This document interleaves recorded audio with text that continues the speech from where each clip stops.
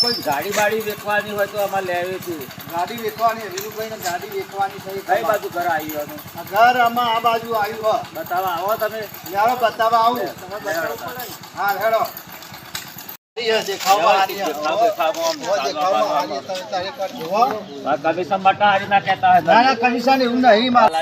બધું પૈસા ના કરાવ. દલાલી એવું કશું નહીં.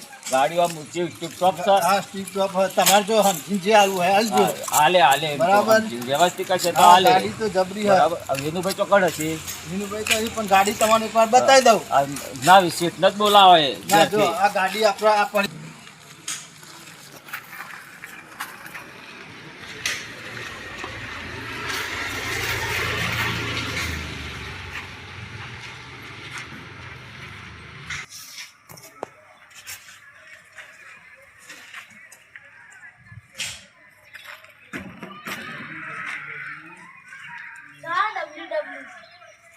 એટલે ભાઈ ચાવી લાવ જોઈએ.